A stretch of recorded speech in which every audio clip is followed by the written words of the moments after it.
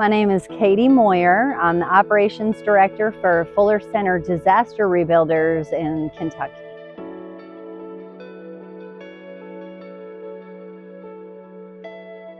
I got started in this because I just happened to be a local who was, woke up the morning after the tornado, realized that my community was devastated. When I woke up and I saw the news that 75% of the residential areas in Dawson Springs were destroyed, I knew I had to come into town and do something. So I live just 5 miles from town. I came in, I started clearing streets and removing debris so that roads and emergency crews could get around. And then I kind of got irritated when I saw they were turning volunteers away at all the entrances to town. And I thought that was crazy. I thought we should all be in here working. So I started gathering up those volunteers and, we started assigning streets and areas to certain people. So I just sort of became a de facto volunteer coordinator for the area, but didn't really plan on it, just happened to do it.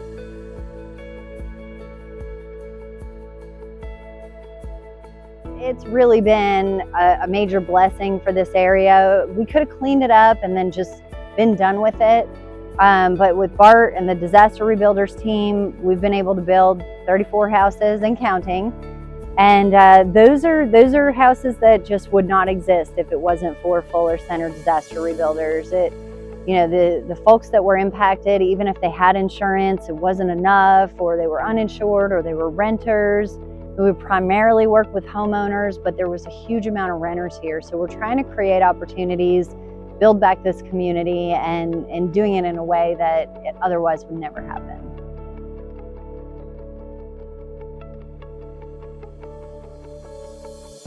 It wasn't a great impact on the psyche of the town. I can say that for a fact. I know I heard a lot of, well, what did we do to deserve this? Or why are we even living here? Or, is it time to move yet? And I understand that sentiment. I was wondering the same things, were we just living in the wrong part of the country or what? Because we didn't used to live in Tornado Alley. But one thing I will see, and this is a testament to the people who have helped and who have been helped, is on day one, the morning after the tornado, I was surrounded by tornado survivors from the last tornado who came out and have started helping volunteer on day one immediately, that were out clearing trees out of driveways, helping hold down the fort, running an operation for volunteers, serving their community, and they said they just wanted to pay it forward. I think in the first week, I had 4 volunteers that were with me the entire week that were homeowners that we had finished building houses for, who were in their house for probably over a year. And but they came out and wanted to pay it forward. We lost our home in the 21 tornado. We lost everything we had, our home, vehicles, outbuildings, the whole 9 yards.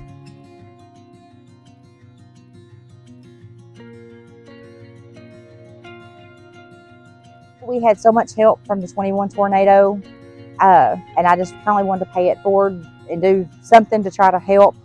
So I've been here helping talk to the homeowners and making phone calls and trying to get the homeowners to the right resources that they need. My faith is strong. My faith has been strong since the 21 tornado. It was shaken. It was shaken after the 21 tornado, but I feel like that it's stronger now, and I can help talk to these homeowners that have lost their homes and lost everything because I know what it feels like.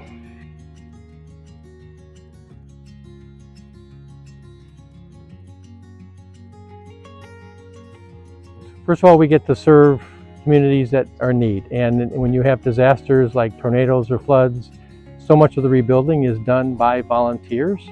It's really important to get people back into their homes as quickly as possible. And it still takes a long time, but it's important to get them back. So we serve them. It also serves our members.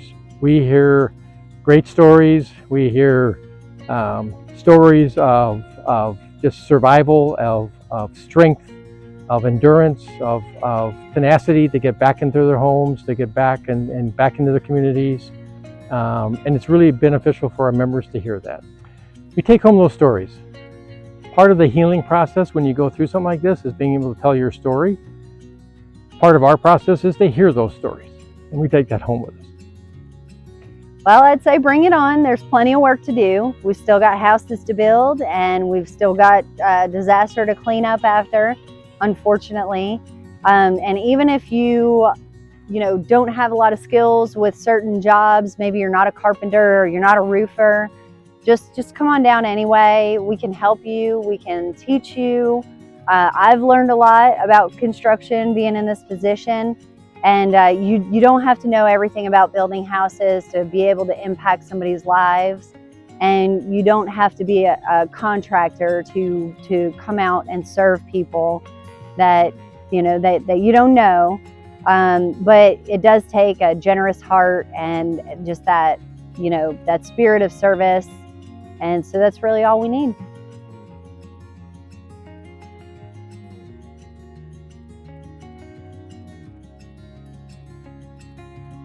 The Phyllis Center for Housing, building a better world, one house at a time.